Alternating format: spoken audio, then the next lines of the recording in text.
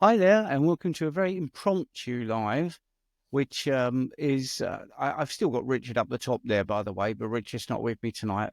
You might know that basically we were doing a Carnivore Team GB on a Tuesday night.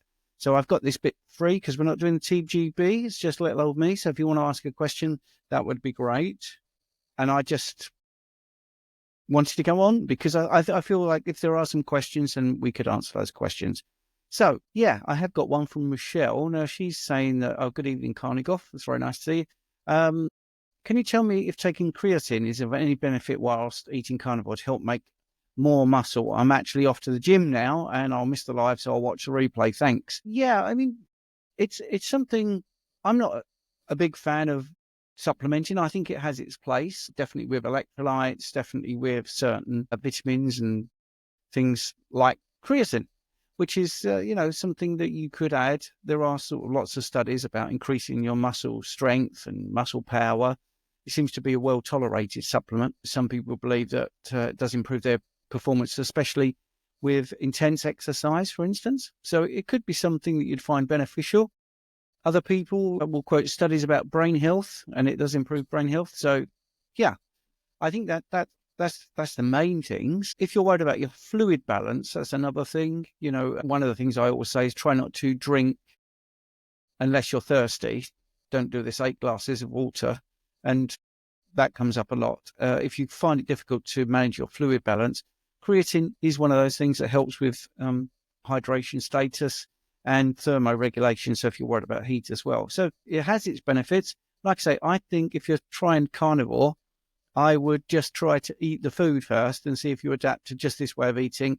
And then you could do the tweaks. So that would be my answer. So, Michelle, you're going to watch this on a replay, which is fine. Absolutely fine. But that was the question that was first up. And I like to do things in the order that, people have been bothered to get on and do their comment. So I like to do it in that sort of order. If you've got a question, just put it in the chat with a Q in front of it so it jumps out at me. And then I can jump straight onto that question. If you want to do a super chat just to support what we're doing, that's really good as well. So, like I say, haven't got my right-hand man with me today, it's a bit unusual, but then I do get to talk a bit more. I had a brilliant experience in the week. I spoke to Eddie Goki, and we did an interview for his channel, so I can't wait to see that, actually. One of the weirdest things I've ever heard, because he is so well-versed and he really knows his stuff inside out, was I actually went through a little bit about iron and ferritin, and we were talking about the fact that non-heme iron, so Fe3+, which is what you get from plants, when that enters your system, it goes into the enterocytes, but it has to go via the vitamin C ferroreductase enzyme. It needs a lot of vitamin C to be able to convert non-heme iron to heme, which is ferrous, the Fe2+. And he'd never heard this. So he was, I ticked a box there. It was very nice for Eddie to find something that he can go down that rabbit hole. But it's one of the things I often say when people criticize this way of eating, saying, well, you should have X amount of vitamin C. And that is, a valid question because it's out there. But the answer is we don't need anywhere near as much. And I've yet to meet a carnivore who is eating plenty of fresh meat. And they've got scurvy. I mean, 6 years, I'm nearly 6 years into it, nowhere near that. The symptoms of scurvy are bleeding gums, your teeth falling out, that sort of thing. So I don't think it's a big deal, vitamin C. In fact, on the bloods, LDH raising the lactose dehydrogenase can actually reflect sometimes that people have too much vitamin C. That's a bit of a nuance, and it's not in most blood tests. So it's an interesting area. Carney Goff is asking, what are your thoughts on dry fasting? Well, dry fasting, I think, is very effective. I wouldn't suggest anyone tries it without fasting first, just doing a water fast. And if you've never done any fasting whatsoever, I would ease into that as well. Not saying that the human body can't fast, because I think we were actually brought up we've evolved over hundreds of thousands of years where we wasn't eating 3 times a day. That definitely wasn't happening. And sometimes we weren't eating every day. So I think we're absolutely in tune to be able to fast. So that's the first thing. But like I say, I didn't convert until I was 50. So I'm 10 years into the low carb journey, 7 years into keto, 5 years plus in carnivore. And I wouldn't have believed that I could fast for a day when I believed in all the high carb stuff. You know, I really fell for all of that. So if you're looking at fasting, maybe firstly just look at, 16-8, they call it. So 16 hours when you're not eating and 8-hour window when you do eat. So, just to make it easy, let's say you eat at 12 o'clock midday and then you eat at 8 o'clock in the evening. So you've got an 8-hour window, and then you reduce that window. That would be a good way of doing that. And then you could go to maybe OMAD, 1 meal a day. So you're not eating for 23 hours and eating for an hour. And then you move into, a slightly extended fast. So you could do alternate day fasting. So you could fast for 24 hours and then the next 12 and then have a meal. So you're fasting 36 hours and you build up a little bit of stamina when it comes to fasting. I've got somebody that's trying to do a 5-day fast because they're looking for autophagy and improvements in their skin. So it's a good thing. The therapeutic fasting is very good. I think if you've got a lot of body fat, obviously you're going to help yourself there. But the question is about dry fasting. So I wouldn't do any of the dry fasting until I've actually become a little bit adapted to fasting in the first place. Now, water fasting is pretty straightforward, but dry fasting is literally no liquids, no foods, nothing. And it seems to be, and this is really rule of thumb, seems to sort of give you 3 times the amount of bang for your buck. So if you did 3 days of water fasting, then a dry fast, probably only need to do it for a day. I absolutely love it. I feel great when I do it, but it is definitely something you need to get used to. If you're on medications, you need to be very wary of your dosage. And if you're somebody that suffers from cramps or you've got kidney issues, then you've got to look at the hydration status and the net benefit, because we do need to be hydrated. But yeah, I think dry fasting is really good. Hopefully that has answered your question there. So Ribeye Rob, a big supporter. Thank you, Ribeye Rob. Good evening. All hit that like button, folks, and a £2 super chat. I know it sounds like a small amount, but to me, it means the world, actually. And if everybody could do that, it'll really be handy. I don't like being at the behest of the big tech companies. So the more I can get the super chats, the better it is. And I can get better guests on and improve the content, improve the lighting, improve the sound, all that sort of stuff. Yeah, so great. So Carol, you've been on a few times and you've asked a few questions. I think you were in school, but you might have left, I don't know. But anyway, what do you think of omega-3 supplementation to reduce chronic inflammation? Still there, although reduced on carnivore? Well, I think it's something to consider, definitely. I don't know your full situation.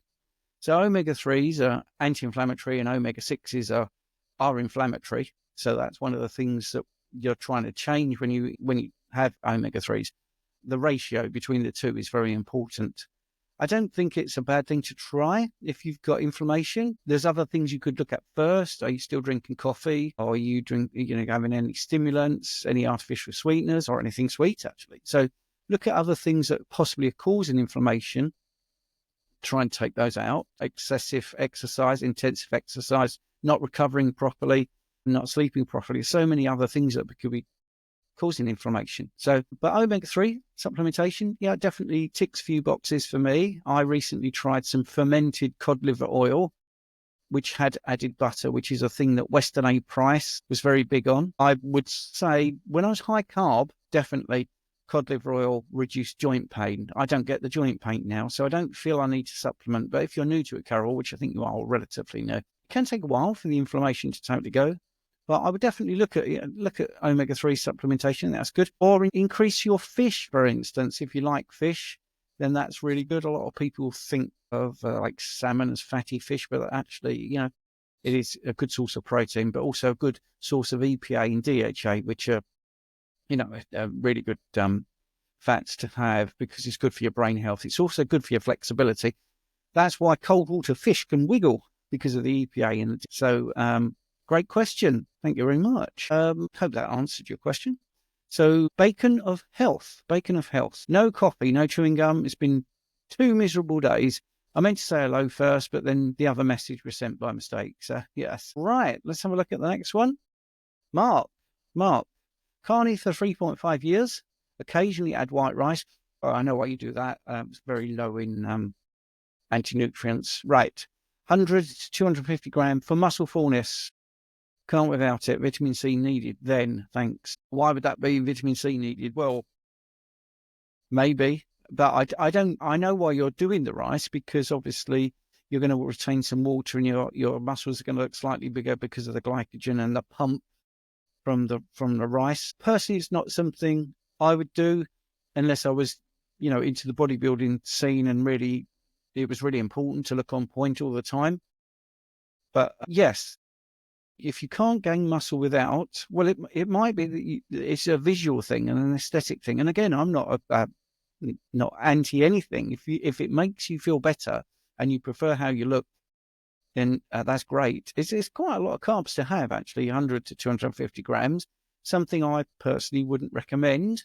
But if it's working for you, you're working out really hard and you're thriving on it, then I would stick to it. But it's not something I would do personally. I'm a great believer in just being straight with people. I don't think this way of eating is about being militant and saying, no, well, that's not carnivore, don't do that. But I think we also need to be honest with how we feel. I wouldn't do that amount of carbs personally. Long-term systemic inflammation could be one of the things that will happen there. Obviously, if you are burning through all of this, you could be out training it for the moment. And that's pretty much what my story was.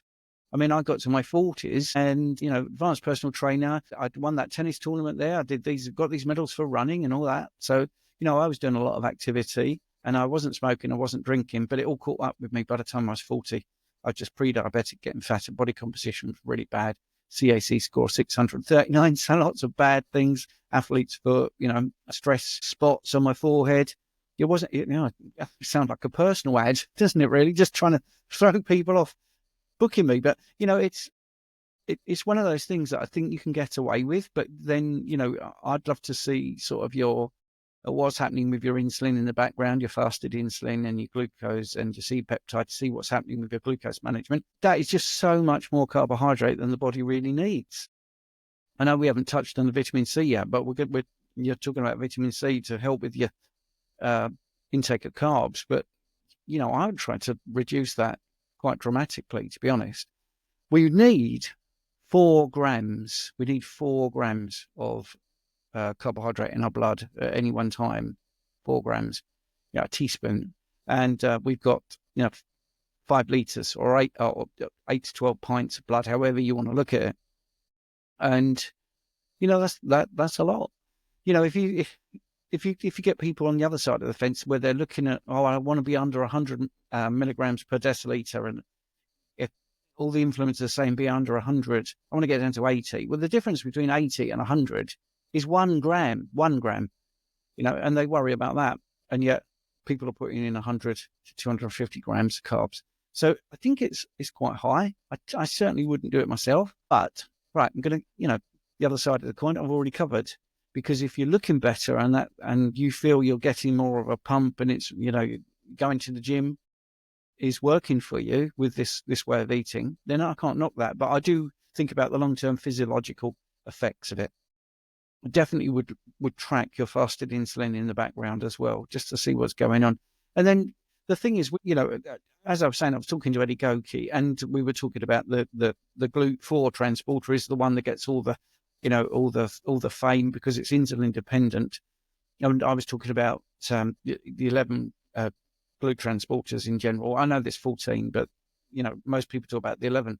And let's go 14. 14 GLUT transporters. That's the glucose transporter that gets glucose into the cell. Well, you've only got one that's insulin dependent, and you've got 13 that aren't. And one of the things that the body does, it's really smart, it tries to get rid of all those carbohydrates, makes you thirsty, makes you urinate because it's diluting the concentration of blood glucose, making you excrete the blood glucose.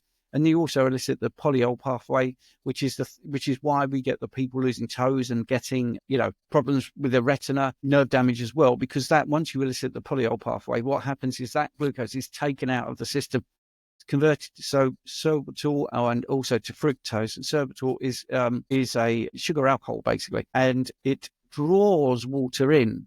So like your opaque lens in your eye, and this is what happened to me, but this is the mechanism. My opaque lens had that water drawn in, and then it went cloudy, and I had a cataract. So then that was the pre-diabetic side of me. So although I felt okay and I looked okay and thought I was, I did a bodybuilding tournament. My body was getting rid of all this excess glucose. My stepfather had an amputation of his big toe. And that is also caused by the polyol pathway. And, that osmotic effect of sorbitol, for instance, draws in water to the blood vessels, and then you get peripheral neuropathy. So these things seem inoffensive, but over a long period of time, they might be damaging. But yes, you might need to take a bit of extra vitamin C if you've got that amount of carbs coming in. Wow. Bacon Health, massive congrats. I feel for you. I'm on my 6th day of quitting smoking. Well done. Well done. 6 days of quitting smoking. And I always use smoking as one of my sort of little jokes about when people say I eat a certain food and they know it's bad for you, Well, people don't smoke for their health. People don't drink for their health. They do it for the enjoyment. So giving up smoking, which is a big addiction, I take my hat off to you, actually. Right, let's go to the next question. I just want to check to see if there's any more super chats, because we always put those at the front. Let's go for the next thing. Tom J. Tom, it's time you changed your profile picture, mate, because I've been watching videos on YouTube and seeing you pop up on Bark K's or Carnivore Muscles YouTube, and I always recognise the picture. No, keep it, because obviously it works. I recognise the picture. But Tom, thank you very much for the continued support of not just my stuff, but everybody in the carnivore community. It's really great. Right, TLV. I've been trying to be 100% carnivore for over a year, but whenever I go 100%, I have bile issues. The only thing that helps is eating a banana after my meals. What are your thoughts on this, please? Yeah, it's a common hack. Yeah. Yes, I would say that some people find this helps them, just like a half a banana. Again, it isn't the banana, is what happens to the carbohydrates, how it raises your insulin and that sort of thing. But if you're having bile issues, I'd like to know what that means. So does that mean that you had your gallbladder removed? Does it mean that you're struggling with the fat? Because when you start, you can transition with a low-fat diet. You could look at a ribeye and think, well, wow, that's mostly protein, but there is fats in it. Or an egg is like 1-to-1. So you don't have to go really high fat like lamb, but you could go into a sort of leaner cuts when you start, and smaller meals with a bit more frequency. You don't have to do OMAD. We mentioned that earlier. And allow your body to slowly adapt. And it's just like anything. You're doing a workout for your digestive system and also for your production of bile, your production of stomach acid. Transition in a little bit slower.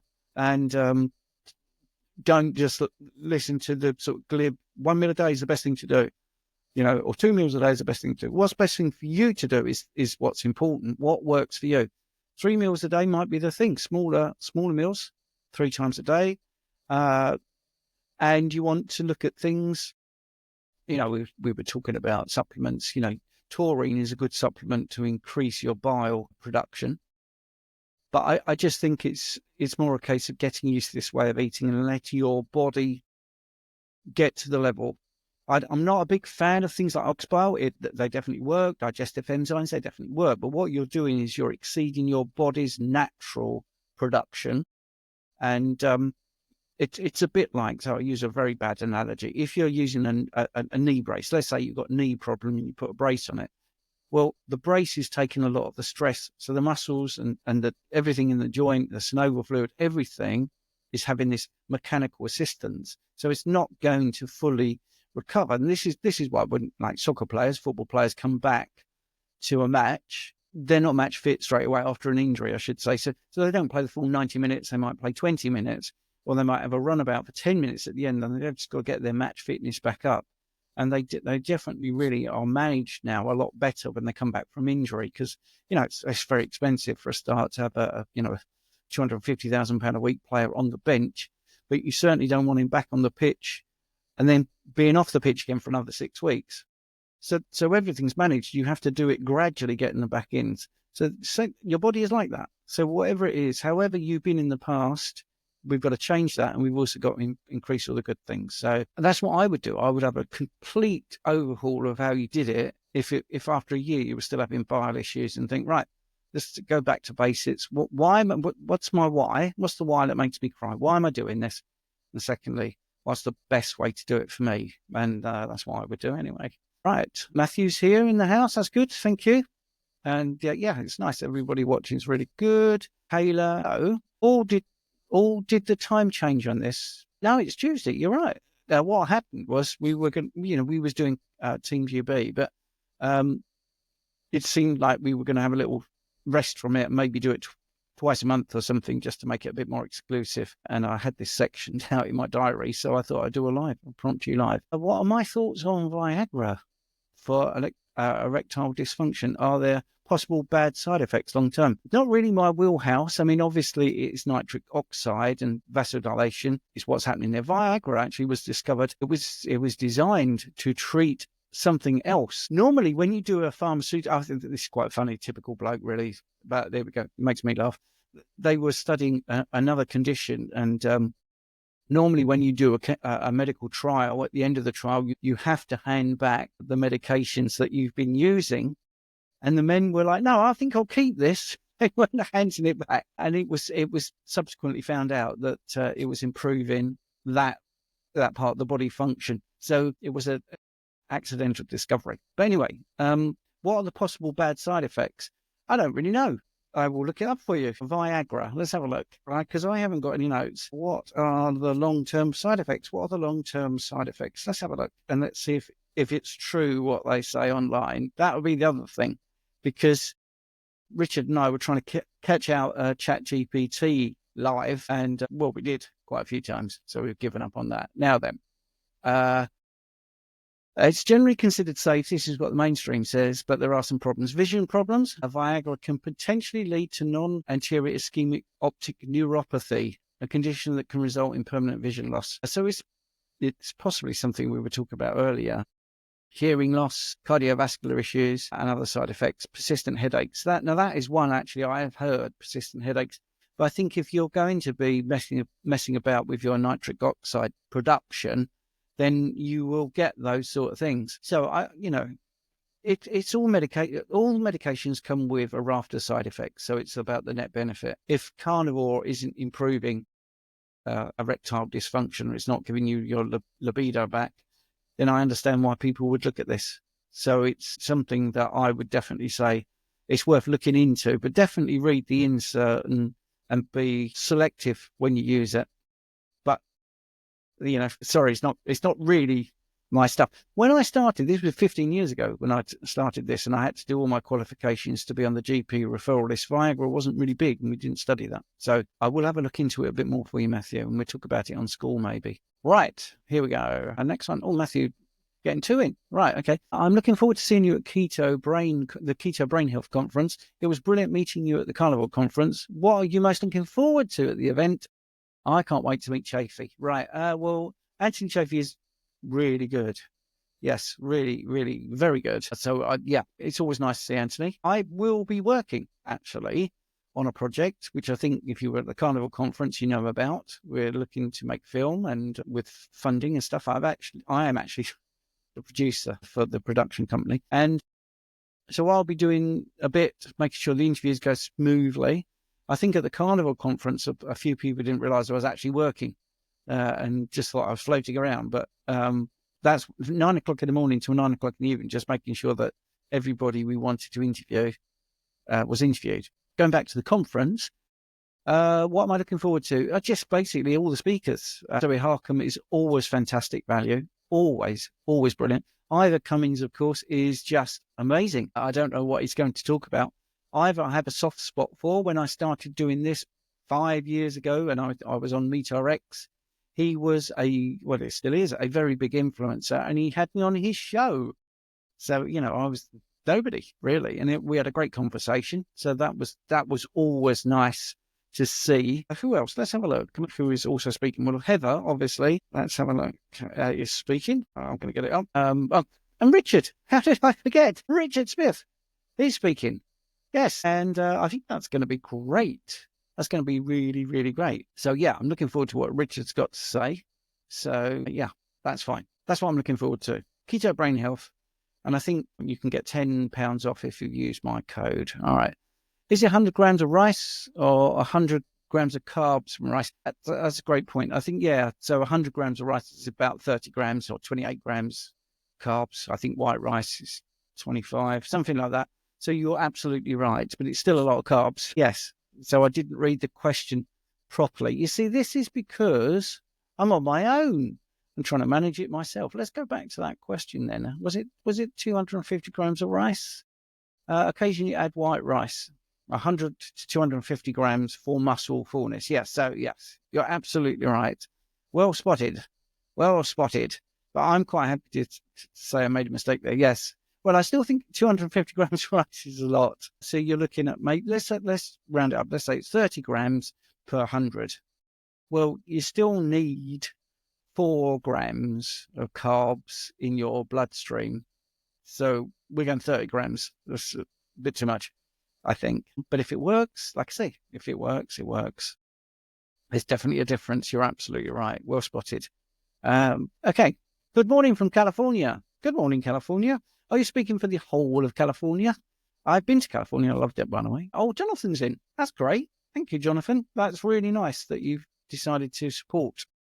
So that's good. That's very good. Oh, by the way, actually, sir, going back to Jonathan, who has written the Bodybuilding Bible, I did an interview with Dr. Abs, and at the end he was quite surprised because I actually plugged Jonathan's book quite extensively in that. So I hope that's kept in the edit, Jonathan, and I think you'll laugh because I did definitely give it a lot of attention. Right, but it's a very long interview, so you'll get bored before you get to my plug. Anyway, Nina, I need an opinion, please. I was on Carnivore the last year, on and off, and gained weight. As I understand, it is a health optimization, but very hard to lose weight on it. Morbidly obese. Is it the best option? Well, that's a great question. Isn't that a great question? A really broad as well. Now, I would say most people don't come to Carnivore for weight loss. Or if they do, they soon change that opinion. This is from personal experience coaching a lot of people. And as Jonathan's in the room, he coaches a lot. I know he's very niche with the bodybuilding, but he might back me up actually with this. If they come for weight loss, they stay for the health benefits. I think that's what happens. And then weight loss becomes secondary. So whenever I do success stories, and I always say this to people when they do the success story, look, the thumbnail is going to be about the fact you lost 107 pounds because it's clickbaity. It gets people to look. It's not clickbait, because if that's the truth, the thing about clickbait is if you put a title and it isn't in the video, that's clickbait. But if it is in the video, then it isn't clickbait. It's factual that this person is going to talk about 107 pound weight loss. But normally what happens is they don't talk about that until the end, because they talk about getting off their diabetic meds or getting off their blood pressure meds or sleeping better, not having headaches, not feeling sick all the time. And then the side effect. So there is this thing where we often say you're healing your body before you start losing body fat, which also makes a lot of sense because that is the way the body tends to work. Why would it shed body fat, which is there for emergencies, when it's in an emergency state? So the weird thing about obesity, and like I say, when I trained, which is, 15 years ago, been obesity and diabetes specialist practitioner, the biggest thing I would say to people that were obese is you're malnourished. And they would laugh and say, well, look at the size of me. How can I be malnourished? And I say, well, you're not looking at the word nourished, really. You eat a lot of the wrong things and you don't eat enough of the right things. So when you start to eat enough of the right things, your body composition starts to change. But for some people, it's not instant. I'm coaching somebody at the moment who is stuck. They've lost a lot of weight and then they get stuck at a certain point. And I think there's other things going on. And luckily, because we're doing bloods and stuff, and also talking about other conditions, you see other conditions improving. So it can be very hard to lose weight. It could be because you're still eating the wrong things, which you think are all right, or maybe you're eating too much fat, you're adding too much fat, so you're eating at the wrong time for yourself. There is so many things you could be doing that might seem innocuous, but actually they're not that great. So it could be eating first thing for you might not be great. So Richard, for instance, he eats late at night. I couldn't do that. I would be absolutely slaughtered by that. But I'm not great with breakfast either. So I seem to be really good eating in the middle of the day. The other thing is you could be having, sweeteners. You could be having not enough protein. So the protein leverage hypothesis comes in, the theory about the fact that if you don't eat enough protein, you keep eating until your body gets enough protein. So it could be that as well. So Nina, what I would do, as a rule of thumb, and I know people hate this, but it is, if you're starting off, look at the ratio by weight 1:1. So an egg is perfect, pretty much. Protein to fat 1:1 by weight, and just eat the whole foods.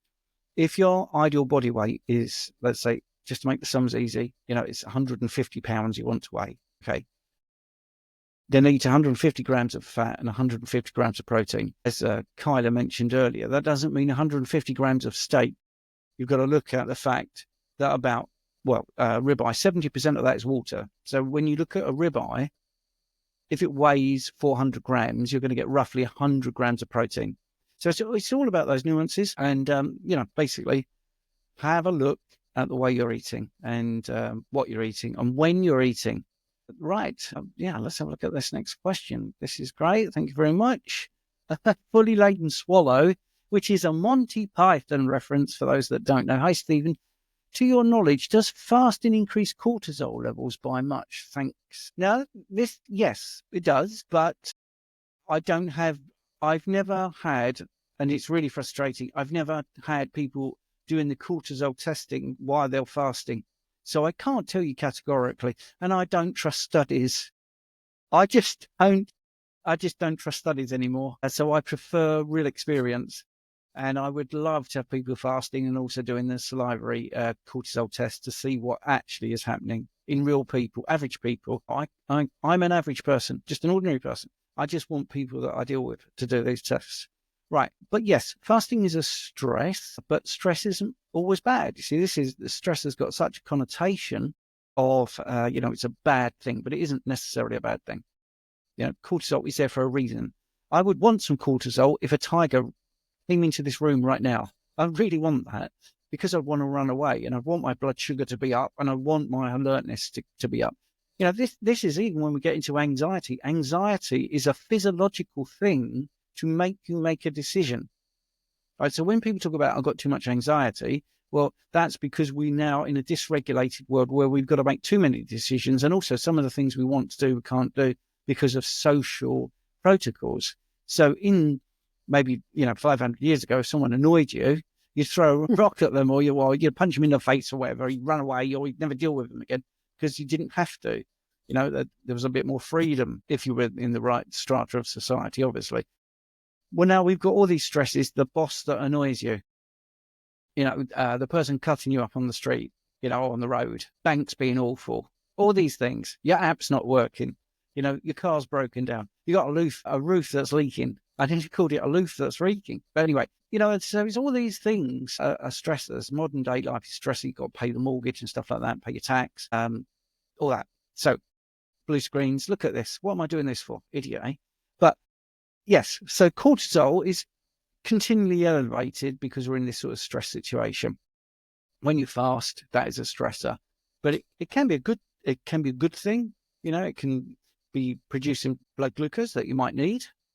So it's not necessarily a bad thing. I think you have to look at it in context of how your fasting has gone and how it's made you feel and how you look afterwards and how you sleep. It's all contextual.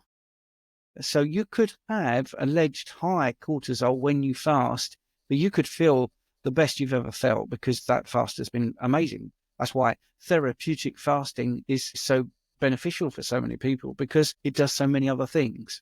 Lets your digestive system have a rest. So, yeah, does it raise them by much? I haven't got the data. Okay, and I just don't trust testing. So I can't tell you exactly, but it would raise it. I suppose the most basic layman's way would be when you fast, you feel a lot of anxiety and a lot of stress. And I would assume that it's raising it too much, but too much, you can have too much of anything. I hope that's answered your question. I hate being vague, but I also don't like to tell you something I'm not 100% certain about without the data. But I'm really, really getting into the doing more case studies. So maybe we'll be able to cover that in future episodes. Right. Let's have a look at this question. This is really interesting. Real by Rob. Stephen Feldman et al. Regarding lean mass hyperresponders, say high LDL is seen in slim, fit and healthy people. I've heard Zoe Harcum and others suggest the body produces lots of cholesterol to repair a damage, indicating that if your LDL lipids are high, you might have lots of damage to repair. There's a disconnect.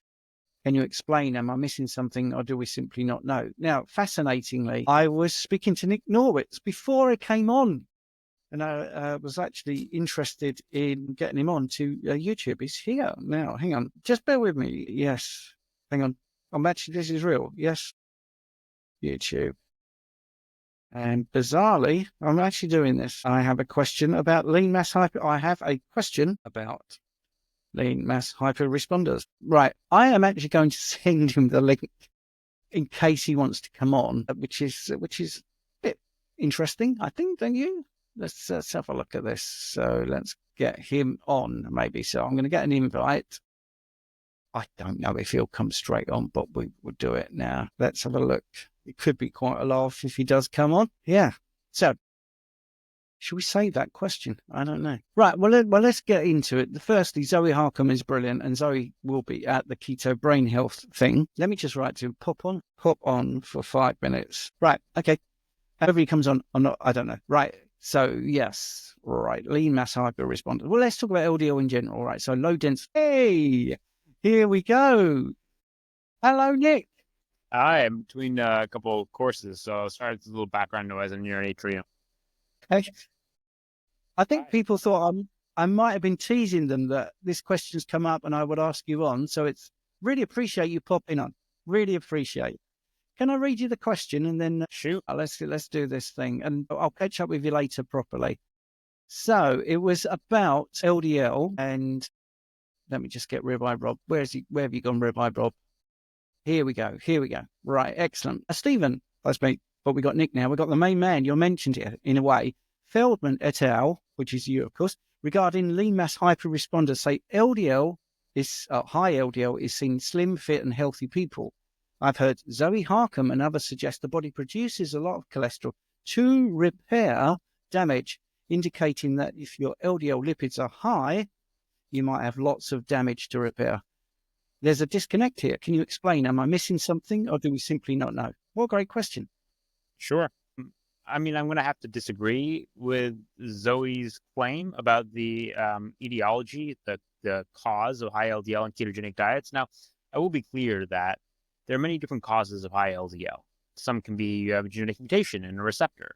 Others could be, some people are very sensitive to saturated fat, et cetera, et cetera. But when we look at the literature on people on low-carb diets, the major driver appears to be being leaner, where there's actually an inverse association between BMI and LDL change. So the leaner you are, the higher your LDL tends to go when you're low carb. In fact, we did a meta-analysis of the randomized controlled trials on people on low-carb diets, 41 RCTs. You can look it up. It was by first author Soto Mota et al., myself and Dave and others. And what you see is that actually you do the meta-analysis by BMI category. LDL does not go up if you have obesity or if you're overweight. In fact, if you have class 2 obesity, LDL actually goes down. It's particularly in the populations that are lean where LDL goes up.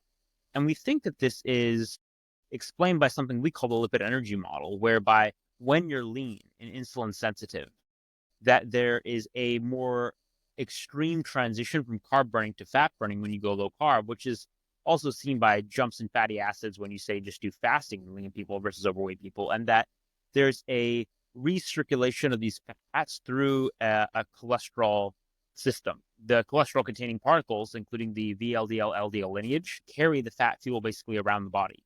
And so that the phenomenon is this pattern we see, a very high LDL along with very high HDL and low triglycerides, that constitutes the LMHR, lean mass hyperresponder phenotype we see. I am not aware of solid data suggesting that there's an increase in LDL, basically in VLDL, LDL production by the liver in response to inflammation and damage. Were that the case, we'd probably see much higher LDLs in the people with metabolic syndrome and obesity when they go low carb. But if you look at the human data, what you see is that the LDL tends to go up in people who are lean and insulin sensitive. I mean, Zoe's free to give her 2 cents, but that is my current understanding of the major driver of high LDL on low carb diets.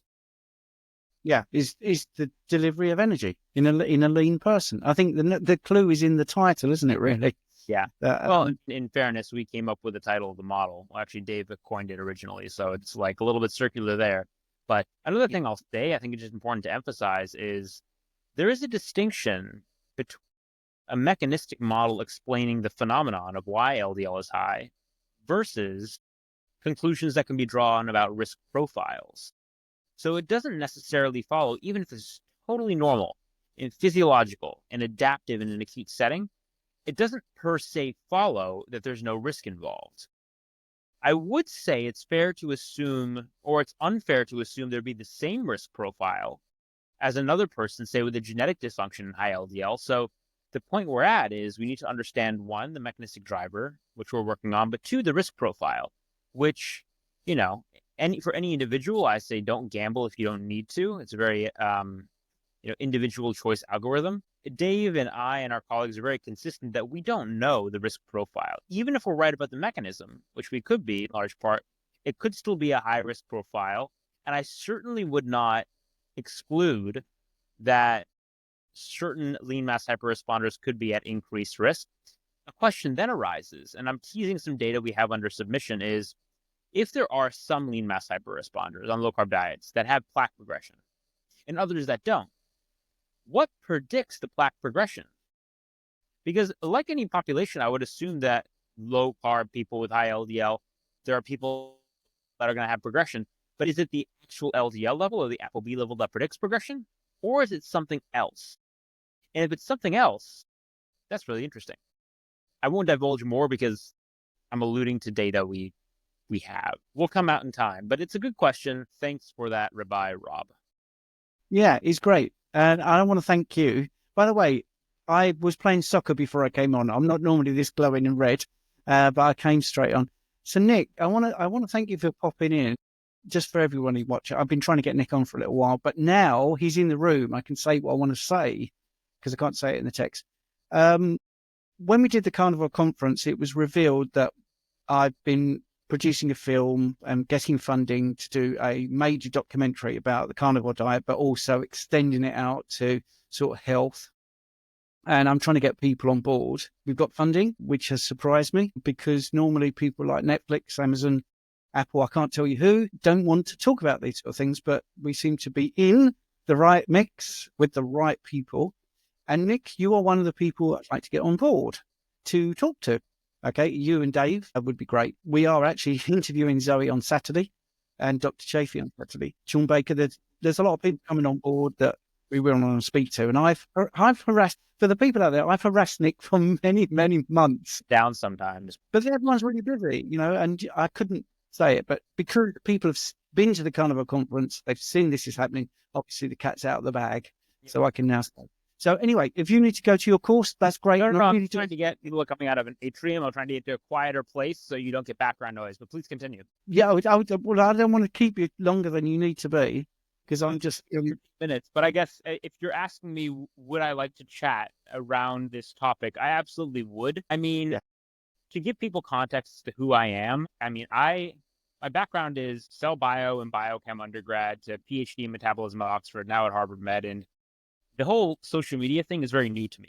I planned on being like an academician, a clinician, by nature, a little bit of an introvert, but I just got fascinated by metabolic health. And really, it's been this past year, so I'm quite newbie to the scene, where I've made the conscious decision to emerge. And because I like asking hard questions, I like these provocative questions, I like studying carnivore. I wouldn't necessarily identify as a carnivore myself, but that doesn't prevent me from asking what are legitimate and interesting questions. And the thing I find appalling is how conservative and defensive conventional medicine and conventional science can be, and all the double standards or unfair standards that we face. I will tell you, I actually think I might be now the most published person on a carnivore diet. I think there are only 3 papers. I could be mistaken on that, and if I am, apologize for not giving credit. But there's one on anorexia, there's one on inflammatory bowel disease, and then there was a survey of 2,029 people, I think, out of Harvard, actually by a mentor of mine, Professor David Ludwig. But the anorexia and the IBD papers I first authored. And I can tell you, there was, especially for the IBD paper, absurd barriers put in place. It was a retrospective case series of 10 patients. It's like, I'm just telling these patients stories. This happened. These patients are healed, and I just want to report on their stories and say this is biologically possible. Here's the biological plausible explanation. And then these are the research studies we need to do. I make no firm claims. I'm not saying it's the best for all like humans or that extends longevity or any of that. I'm saying here are interesting cases. Here's the biology that could explain it. We need to do more research. And the barriers that were put up to getting that published were absurd. It was just like, just let me tell these patients stories. There wasn't actually any issue with, there was no issue with the data. It was just like, there's so much phobia around having these discussions. Like if you even open the conversation and ask these questions, it's problematic. And I think there's a distinction between making extreme hyperbolic claims, which some people in the carnivore community do. I totally admit that. And saying this is a frontier and a powerful metabolic health intervention that can help people. And I think anybody who is a curious scientist should be curious in this topic of extreme diets. And anybody who's like a compassionate person, setting aside being a clinician, should just be like compassionate about the stories of real people who are healing. Now, I realize there's a selection bias, and I will have a selection bias, but that doesn't take away from the people like take the Michaela Petersons of the world who like really do, unless you say they're lying, and I don't think they are or have any reason to lie, they really healed with this methodology, this approach, this metabolic health intervention. We have to figure out why that is, because there are huge populations of people that are not being served by conventional medicine. Take inflammatory bowel disease, which I actually suffered with for a long time. And I had no quality of life. I went from being a competitive athlete and top academician to sitting in an ICU in palliative care, and there was nothing for me. Despite all the RCTs for the drugs I was trying, it just wasn't helping me. I went renegade and found something that worked. Not because there was an RCT on it, but because it worked. It definitely worked in me. And so I have to ask the question, is like, could this help other people? It looks like it can. And if it can, then we need to make it standard of care. The only way we can make it standard of care is by doing more research. And if you're blocking that research, then you're just like impeding progress of science, accumulation of knowledge, and helping real people. I'm not going to say it's a silver bullet for everybody, but people need to stop being obstructionist about having conversations around topics like carnivore. And at the end of the day, I just want to emphasize, I think we should just all want people healthy. And so if somebody comes forward and is like, I cured my inflammatory bowel disease with, a raw vegan diet, I'm like, great on you. I'm happy you're healthy. They say they do with carnivore, great. I'm happy they're healthy. It doesn't matter. It just so happens that in the current era we live in, there is a huge bias against keto and carnivore. So I appreciate that you're doing this documentary. It'll be very cool. And in any way I can contribute, you can tell I have a lot of energy and enthusiasm for this topic. Brilliant. Thank you for coming on. I mean, I know you love people being curious. I know it's your catchphrase, stay curious. I wanted to just let you know, because for many years, I've had over a decade of doing private bloods, and I've written a book, and I've had some theories about high ferritin and some other theories. What is interesting is it's firstly joined up thinking, not listening to what's gone before, just starting afresh and thinking, can we look at this? But I get so many emails from biomedical chemists who are saying, I work in a lab. This is brilliant because it's never made sense to me. And there are more curious people out there than you realize, but they're not allowed to be. Yeah. Because it doesn't.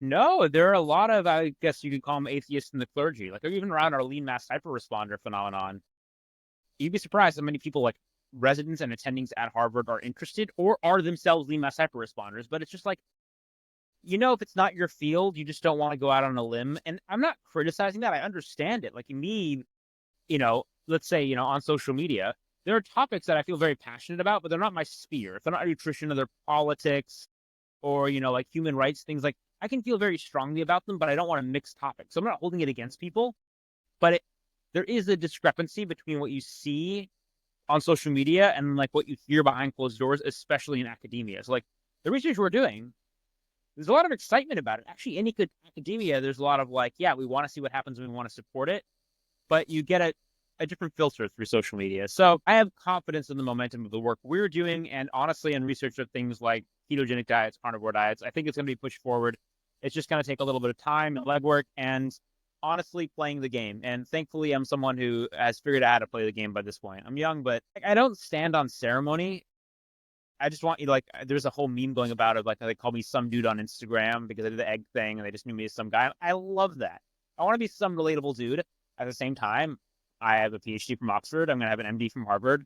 I did the Ivy League thing. I know how to play the game. And I also know the practicalities of playing that game and leveraging those optics, those tools to get the ends I want. And I will very transparently. So anyway, I probably should run to my next thing, but thanks for letting me drop in for a sec.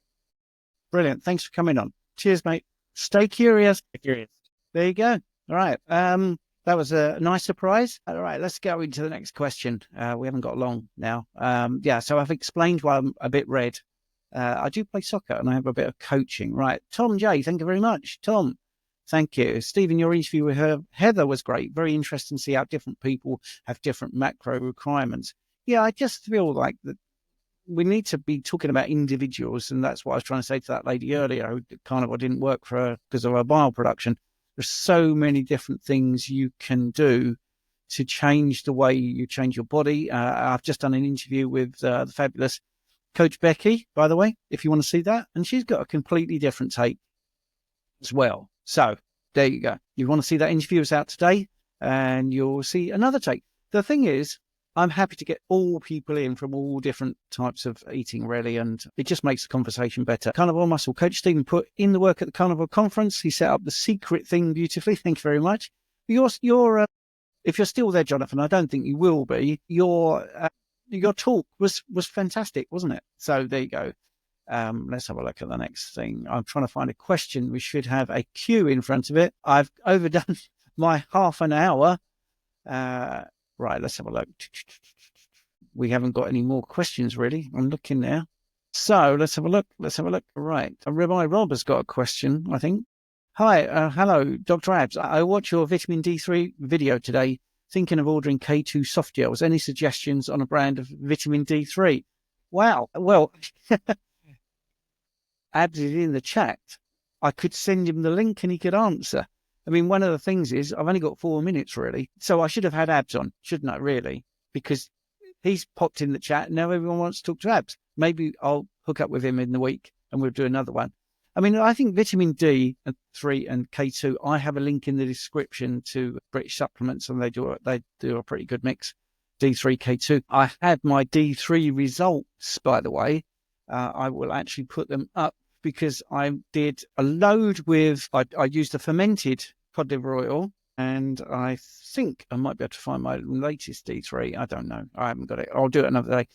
You know, I mean, vitamin D3 is a really interesting hormone, I think, rather than a vitamin. I think we could talk about that quite a lot. So, for instance, CRP, when we're talking about blood, C-reactive protein is what's called a positive phase reactant. So when you've got inflammation, your CRP goes up, and whatever you eat, that's pretty much nailed on. So you call that a positive phase reactant. Vitamin D3 or hormone D3, however you want to name it, is a negative phase reactant. So if you get sick, you get lower D3 levels. There's a lot more to that mechanism than meets the eye from just speaking there, but it is fascinating when you get into it.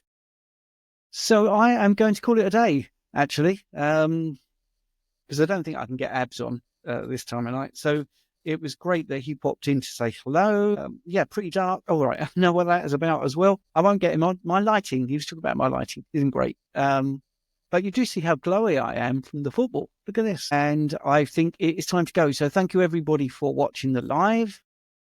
I will speak to Dr. Abs because he seems to be very popular when he comes on. I mean, Dr. Abs, did you want to answer for 5 minutes? Did you want to come on? Just put it in the chat. I'll send you the link if you like.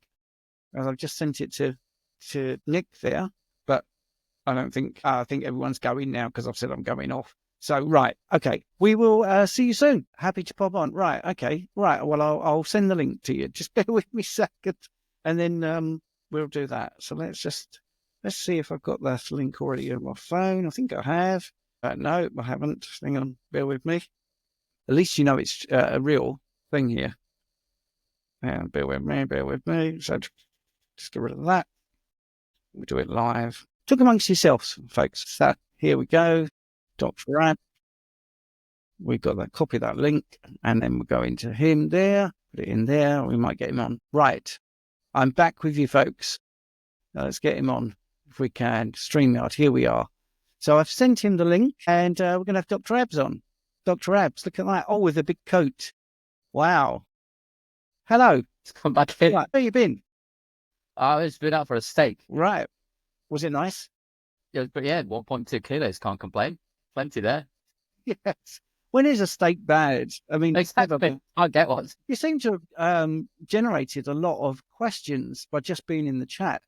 I don't know. I'm very taken aback by that, and I take it as a compliment. Thank you, everyone. Yeah. Well, we did the soft gels one, didn't we? What's the next one? Yeah. Let's have Dr. Abs, NAD plus, NADH, or NM as a supplement.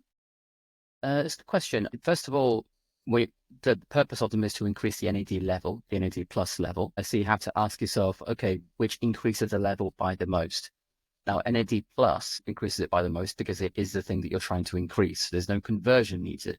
So let's say you put in 50 milligrams, you're going to get 50 milligrams coursing through you. And if you put in 50 milligrams through a particular pathway, like, for example, oral spray, something, then you've got 50 milligrams minus the amount lost to get through that pathway, but you haven't lost any for conversion. Now, if you take the others, let's say NADH, which generally you don't get, it's generally NR or NMN, where you can get dihydro now as well. They are, number one, let's say you put in 50 milligrams again, you'll get 50 milligrams minus the pathway to get to that particular place. Usually if it's oral, the gut microbiome and things and the digestion process, and then minus the conversion process as well. So you can't put a number on it. It's impossible because everyone's got a different gut microbiome. So there's no control in this sort of studies. So it's going to be some amount less. Now, in my clinical experience, I am part of a team now where we are, I think, the biggest use of NAD plus in the UK and possibly the world as well. I'll put it this way. We need so much. We now have to buy a factory because there's no factory in existence that can supply enough. So we've got a tremendous amount of experience in this. And I would always say the NAD plus directly, 100% without a shadow of a doubt, by a country mile, is the best one. How do you do it without conversion? You take it pure. How do you do it without loss through the metabolic pathways, through digestion and catabolism? You inject it into the subcutaneous fat. So you pinch your fat. Let's pretend this jacket is the fat. I'm pinching it, and then the needle goes into my fat. Just like a type 1 diabetic injects the insulin into themselves, there's no difference. The instrument itself is the same. The positioning is the same. Part of the body is the same, etc., etc. But you're putting in NAD plus. Now, it can be miraculous, very spontaneous, as Stephen just said, but I'm doing a course on NAD plus December 1st. No sales, no sponsorships, no companies allowed, no brands. It is purely scientific. You can go to my YouTube channel community page if you want to see that, or you can go to my website, drabs.clinic, or my Instagram, Dr. Abs. Stephen may possibly be there. He may grace us with his presence. I'd love to see him there if possible. But me, NAD plus all the way. Yeah, I've got to support you, Dr. Abs. I mean, man, did we answer the soft gels question, by the way? I answered it incorrectly. I mistook that as Rob asking for K2 recommendations. So I said Life Extension Super K. And for vitamin D, the brand that I personally use, I'll hold it up to camera here. When I say I use, I don't mean I actually take it all the time. It's a backup if needed.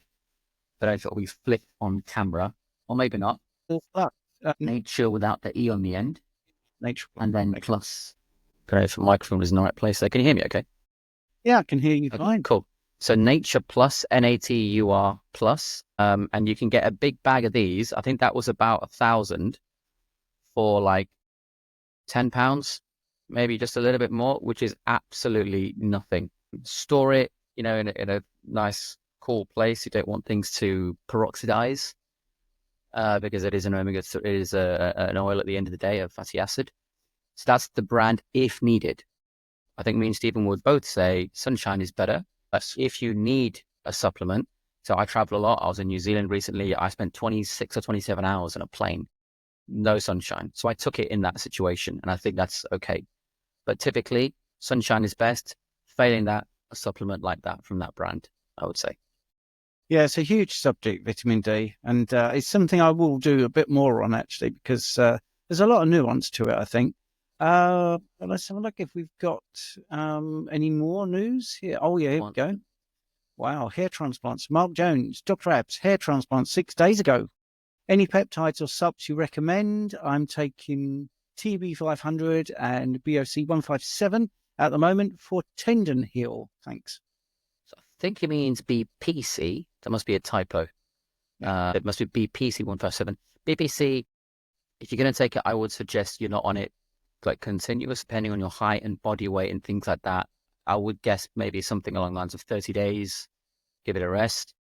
Instead of peptides and supplements, what I would actually recommend is you use LED therapy, because the whole point of peptides and supplements is that you improve the cell function.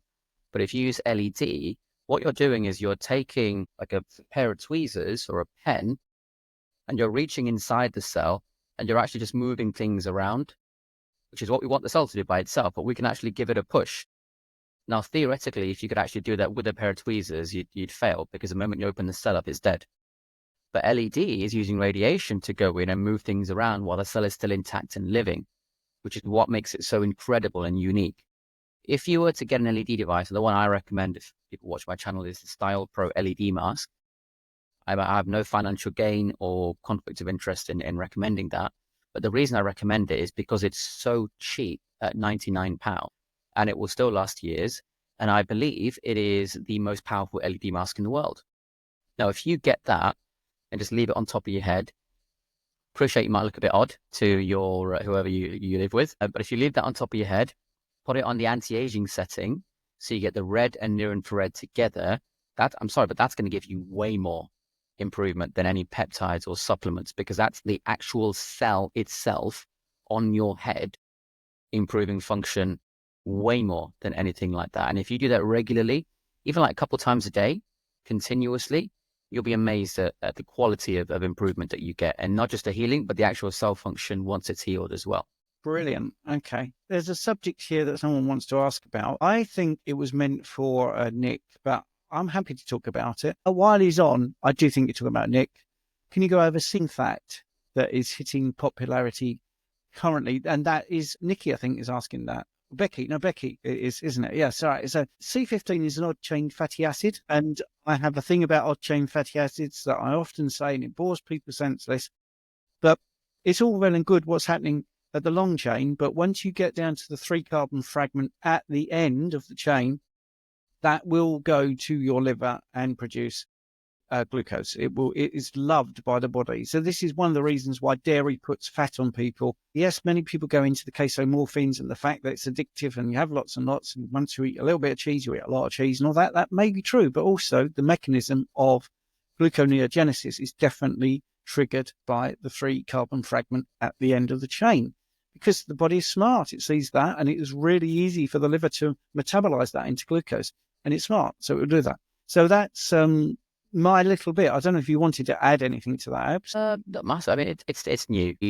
I don't think anyone really has any significant amount of research on the topic. There are suggested potential health benefits, and I say suggested because, like I said, I don't think there's any hard, significant evidence for it, but we think there might be some stuff. So some people would say it's anti-inflammatory, which, again, I don't know. You'd have to look at what the cause of the inflammation is. So that's really hard to study. Theoretically, it could help lower markers of inflammation, but again, markers are completely different to actual inflammation as well. So take that with a pinch of salt. Some people will tell you it can improve things like insulin sensitivity and maybe help regulate blood sugar levels. I have heard that before, but I think, well, regulating blood sugar levels is done by just not putting sugar in your mouth at the end of the day. So there's no point studying that, frankly. I've also heard that it can positively influence lipid profiles. So increasing things like the HDL. But the thing is, this is generally said by people that call it good cholesterol and bad cholesterol as the LDL. And anyone that says that, I think you've got to take that with a pinch of salt as well. So I'm not fully convinced on all these things personally. And even if there is some benefit in these things, so what? Doesn't mean you're going to just eat C15. You're still going to have whole foods, and which in this diet is whole meat and things like that. So what difference does it make if it has these properties anyways, is my opinion. Yeah, I must admit, when I look through studies, if it starts with good cholesterol, bad cholesterol, yeah, I tend to groan and think, I really want to read this, but that's already put me off, because you know where these people are coming from. And I hate to say that, because I want to be open-minded. Right, a couple more questions. Can you see me? It's very dark here, isn't it, Dr. Abs? Normally I would say no, but you've got this post-football glow, Stephen. Yeah. Really. Read by my face. Right. Do we need to take iodine? Lugol's 5% solution. Dr. Bright and Dr. Brownstein suggest we do, due to seafood having possible toxins. So my opinion on this is, you'll never know what your body is thinking.